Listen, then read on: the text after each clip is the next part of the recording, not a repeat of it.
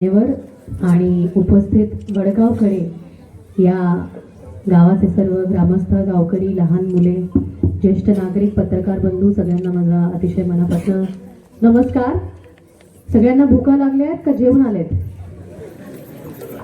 काय झालंय तुमचं? जेवण आले ना? भूका लागल्यात? अहो तुमच्यापेक्षा जास्त भूक मला लागली। आम्ही 200 किलोमीटर लांब प्रवास करून आलोय सकाळपासून, तरी पण बघा आम्ही ऊर्जा देण्यासाठी आलोय। तर थोडी ऊर्जा मला तुमच्याकडनं पण हवी आहे। दोन्ही हात असे वर करा सगळ्यांनी, ज्यांच्याकडे दोन हात आहेत। सगळ्यांकडे आहेत ना? वा, आता जोरदार टाळ्या वाजवायच्या। बस, वा वा वा। कशासाठी वाजवल्या आपण टाळ्या? मी सांगितलं म्हणून वाजवल्या ना? का मी सांगितलं असेल?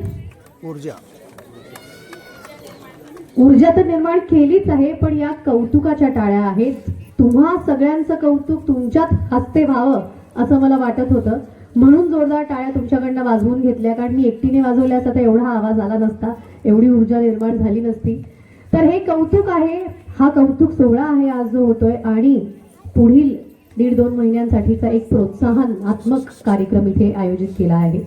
मुख्यमंत्री समृद्ध पंचायत राज अभियानाअंतर्गत गेल्या 3 महिन्यांमध्ये, आणि सीओ मॅडम त्या म्हणाले आम्ही मे पासूनच तयारी सुरू केली, तर गेल्या 6 महिन्यांपासून जळगावमध्ये खूप मोठ्या प्रमाणात विकास काम सुरू आहे। मला असं वाटतंय एक ग्रामीण विकासातला एक नवा अध्याय असू शकतो हा अभियान। अत्यंत महत्त्वाचं असं अभियान आहे।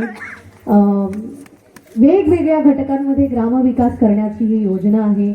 अनेक घटकांमध्ये आपल्या गावात विकास काम झालं आहे, म्हणूनच मुंबईवरनं आम्हाला थेट इथे पाठवण्यात आलं।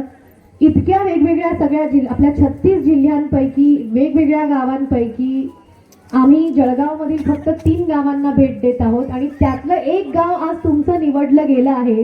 ही सगळ्यात मोठी बाब आहे। याचं कारण असं आहे की तुम्ही इतकं सुंदर काम करत आहात सगळ्या घटकांमध्ये। महिला बचत गट असतील, अंगणवाडी असेल, मराठी शाळा असतील, आपला जलशिवार प्रकल्प असेल, जलतारा असेल, शेतकऱ्यांसाठी असेल, सौर ऊर्जा असेल, आपल्या ग्रामपंचायत ऑफिसमध्ये असणारं सगळं CCTV आणि डिजिटलायझेशन असेल, या सगळ्या विविध घटकांमध्ये तुम्ही उत्तम कामगिरी केलेली आहे। पण हे काय ग्रामपंचायतीचं एकट्याचं काम नाहीये, जिल्हा परिषदेचं काम नाहीये, आमदारांचं काम नाहीये।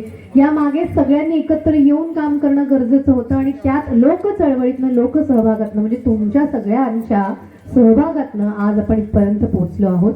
स्पर्धा होत राहतात, योजना येत राहतात, अभियान अनाउन्स होत राहतात, पण या निमित्ताने प्रगतीकडे, विकासाकडे जाण्याचं एक नवीन पाऊल उचललं गेले, ते महत्त्वाचं आहे। या स्पर्धेच्या निमित्ताने अनेक विकास काम प्रत्येक गावागावांमध्ये खऱ्या अर्थाने होऊ दे। बऱ्याच ठिकाणी आम्ही गेलो आहोत महाराष्ट्रभरात, सगळीकडे मोठ्या प्रमाणात जोशात काम सुरू आहे। असंच काम चालू ठेवा। 31 मार्च पर्यंत ही स्पर्धा सुरू आहे। 100 पैकी 100 गुण तुम्हाला मिळो, 5 कोटीचं बक्षीस तुम्हाला मिळो, आणखी मोठं विकास काम या गावामध्ये हो, अशा मी तुम्हाला शुभेच्छा नक्कीच देते।